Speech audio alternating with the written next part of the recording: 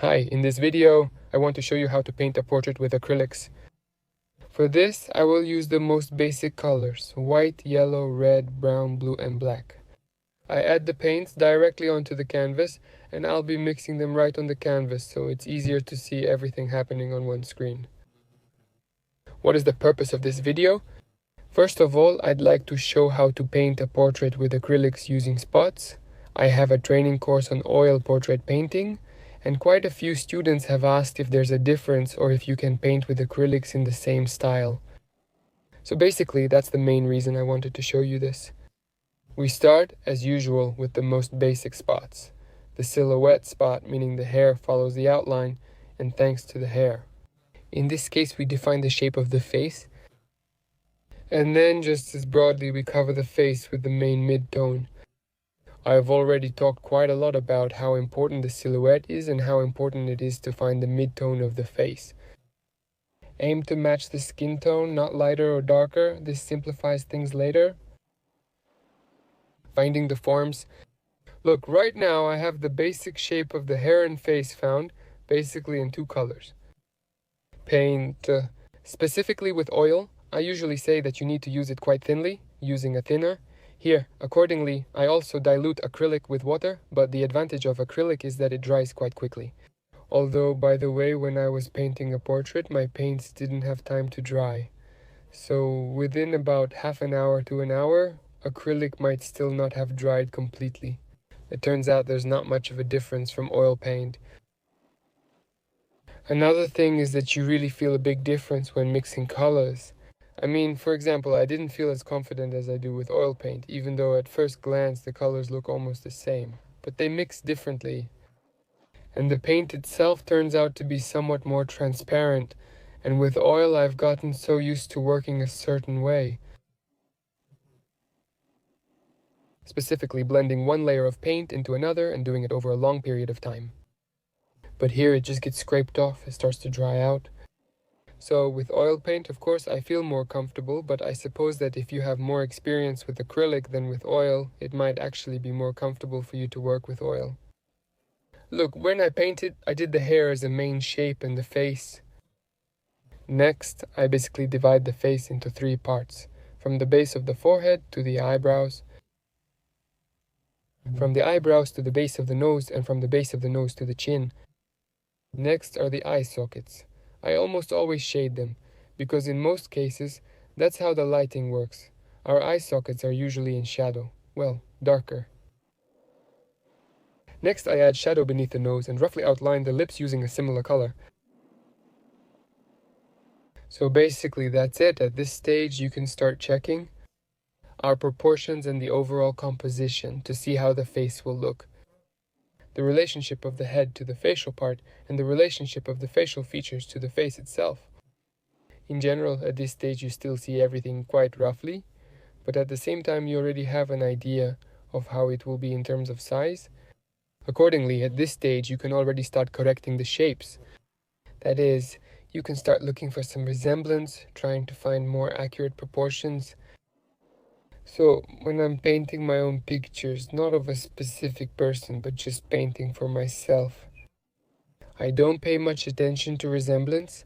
For me, the most important thing is to convey the emotion, the character, that is what I initially saw in the reference. If you're painting a specific person, then at this stage it's best to solve most of the resemblance issues already, because it's much easier to fix things now. Everything is very rough and you can move things around back and forth. By the way, there's another thing with acrylics. The difference compared to oil is that oil is more adhesive to the canvas, you could say. It doesn't come off as easily as acrylic does. If you use oil, I usually take my finger and blend one color into another, mixing them and so on. Here, it doesn't work as well, but the only thing is if you use thicker acrylic, maybe it will blend and mix a bit better. But since I work pretty thin at first, it's almost impossible to work with your finger here. And when I found more or less the right proportions, I added a bit of light to the face and then some shadow. So our simplest movement usually when searching for a portrait is moving along the contrasts. That is, we have a mid-tone and we see everything as generally dark. To enhance this contrast, we add more light areas. We've added enough light, so now we add more dark areas, and that's how it goes, light and dark. We start refining everything we have through contrast. Look, now I've taken a bristle brush. The stiff bristles create highlights on the hair. I only recently started using bristle brushes again. It's really great. Thanks to it, you can get some finishing strokes or highlights like these on the hair. It has rather stiff bristles, and as a result, some of the bristles pick up the paint, and you get individual strokes from each hair. Mostly, of course, I use synthetic brushes, and basically I only use bristle brushes in such rare cases. The synthetic brush shouldn't be too hard or too soft. So for example, if you're choosing brushes in a store and you're comparing the stiffness of bristle brushes, the synthetic ones should be a bit softer than the bristle. However, some synthetic brushes can be extremely soft, comparable to squirrel or Kolinsky hair. That kind of synthetic brush also isn't very suitable because it will leave all the paint either not the way you want or not where you need it. And, accordingly, there's another principle. The earlier the stage of the work, the stiffer the brush, and the more finishing the strokes, the softer the brush should be, so you don't scrape off the previous layer of paint. So now look, here I'm just making some adjustments. Acrylic is quite uncomfortable for me to work with.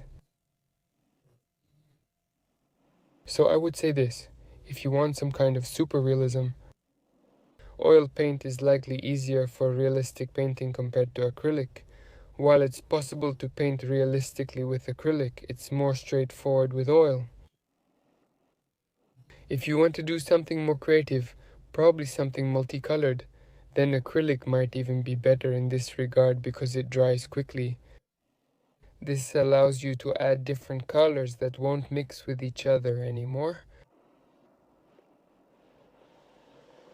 But overall, what I wanted to show is that it's quite possible to paint with acrylic using spots, and there's really no big difference because the beauty of working with spots is that you paint pretty quickly so you can see the face. I've just painted and it's been a little over 8 minutes, but since the video is sped up 2 times, it's actually been 16 minutes. In these 16 minutes, the portrait is almost ready, at least the main shapes are done. Now it's just a matter of refining the base. Now, as you can see, I'm starting to add some shades. Mostly, I work through warm spots, using warm colors, and then, once the warm tones are in place, I start adding the cool ones. The main most basic rule when working with warm and cool colors is very simple. If you have warm light, then your shadows will be cool and vice versa. For example, sunlight, especially sunset light, is usually very warm. If you look outside, for example, at the shadows cast by objects on the street, they will be very cool, kind of blue-violet. And if you have, for example, some kind of light, like, I don't know, cloudy weather, then the light is pretty cool and usually the shadows always feel much warmer. And here I am in the light. If you can see, it's clear that the light is warm, meaning the midtones and the highlights are warm. Here in the shadows I add some greenish, bluish, sometimes even violet shades. But again, look, you shouldn't cling too much to the rules because that way you'll limit your constant search and your experiments. Always try something new. So at first actually I used to be afraid to add different cool tones, both blues and greens. For me it was like some kind of prohibition. And at some point I just started deliberately trying out these shades, trying the colors that used to seem completely unacceptable to me. I started constantly discovering new things, feeling delighted that something I never expected would work out and look really cool. So rules are rules, but you should still try to experiment more and try things that seem like they wouldn't work at all. That's the advantage of acrylic and oil. You can always fix what you have. This means you can try blue, and if it doesn't work, wipe it off with a cloth and try another color, like green. And look, I'm already in the process. I'm really trying things out, experimenting, because I found the basic foundation and then I realized that I got stuck. So either I need to wait for it to dry and then keep working on it to make it more realistic, or try something creative. For me, realism has lost a bit of its appeal, and I'm more interested in doing something in a more creative way, something new and unusual. In this case, you see I added this kind of blue color, and accordingly, if I added it somewhere on the face, you have to understand, either it will just be in the shadows, or as in my case I added it, it turns out as if it's reflecting a little bit from below somewhere, and as a result it hits all the lower parts of the face. And in this way it creates the feeling that there's some kind of blue reflection coming from below. Well, so now I'm also starting to add a bit of burgundy here in the shadows, where the skin is next to the hair, to make the face look a bit more rounded. The most interesting thing, by the way, when you're recording a video is to see at which stage you could have stopped and it would have looked great. And now I see that if I can make the background as light as it is, meaning remove the paints where I mix everything together, then overall it looks really great. I'm pleased with the current state of the portrait. But then, of course, that wasn't enough for me here. I wanted to work further on a tutorial lesson. You'll see the search results and what happened next. But here's an interesting point, at least for me this always works. I realized that a painting at this stage often looks much more lively than if you start working on it further, to finish it, so to speak. And now you'll see in fact what happens next. I'm covering the entire background, and it already makes the work a bit heavier, of course, but basically it's nothing too serious yet. But later, when I start adding blue and so on, in my opinion, the work has become somewhat heavier due to this. Before that it seemed kind of light, airy and lively, but then it wasn't like that anymore. That is, it's also very important to be able to stop in time, also not to give yourself any kind of rules, like the portrait has to be this way or that way. I've often had a lot of moments when, in the middle of working, I really liked the painting. My wife, my primary critic, often said, "That's great, leave it like that." But I had to continue, because, for example, I was working on a commission or something else. As a result, the painting became more boring. At this point, as I'm adding blue, I actually liked how it was turning out. But again, I felt like that wasn't enough for me during the process. So in this case, you need to, not lose your sensitivity,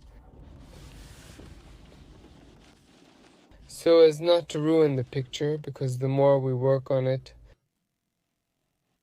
especially, this doesn't work with every painting. There are narrative paintings where you need to convey a specific idea or concept, but in my case, almost all my paintings are emotional. They purely convey some kind of emotion or state. There's often no storyline. And that's why it's really important to know when to stop in time. Well, actually, there's not much to comment on here. It's fine, I'm just experimenting. I don't even have a palette anymore. As you can see, I'm already adding paint directly to the brush without mixing. Try adding everything the same way. It was something new for me and I got some enjoyment out of it. At the very least, it was worth doing just for that. To try it out, it was actually quite awkward and uncomfortable to work without a palette. However, when I focused more on the hair, I ultimately created a palette, which I'll include now. Now I have quite a lot of paint on the background, and there was also paint from the palette. I added everything. There's also a lot of black and yellow, and a lot of red and green. And when there's a lot of paint, it really works like oil, meaning you can mix in other paint, but that's a different story. Again, I'll repeat, they mix differently, and for me it's still really unusual. Even though I've painted with acrylics compared to oil, you could say I haven't really painted with acrylics because I've painted 1,000 times more works with oil. Naturally, oil paint feels so familiar to me now, but again, I'm adding the darks to the hair through contrast. I wanted to fix this area here because the border with the background was too sharp, so I decided to add something, and that's exactly what I'm going to do now. Look, out of habit, I wanted to blend the edge on the face a little, but it just comes off there. The paint comes off the brush, so the technique you use with oil doesn't work here, and that actually makes the work much easier. By the way, at this stage, I actually like how it looks too, as I'm watching the video right now. However, I continued despite already losing some sensitivity while doing this. Next, actually, we'll see a bit more work on the hair, which in my opinion made the work a bit more boring. As I already mentioned, my speed is set to double. If you want to watch it in real time, you can just set the speed to half. Or, on the contrary, set it to double speed so it doesn't take so long. Now I'll add another palette next to it. I realized I can't work without palettes anymore. The main colors are yellow, brown, white, black, blue, and red. So I mixed the color for the hair and added it. Out of habit, I began moving towards more realism, while simultaneously in my view I started working a bit more boring. But again, there's this point. I think it's better to try more and make mistakes, maybe redo something, or do something extra, than not to try what you haven't tried before. That's why. If you ever did some work, it was great and then you ruined it. By trying out different things, never regret it, because everyone absolutely needs to try. These new attempts give us very useful, very valuable experience. There are only minor tweaks left. Honestly, there's nothing more to comment on. Basically, my second part is already working, so I could have just excluded it and left only the first part. Well, since I'm already showing the whole result from start to finish, that's why I decided to comment on everything, even though usually it's only the second part of the work that really needs commenting. But there's not much to comment on there, just some minor tweaks, nothing special.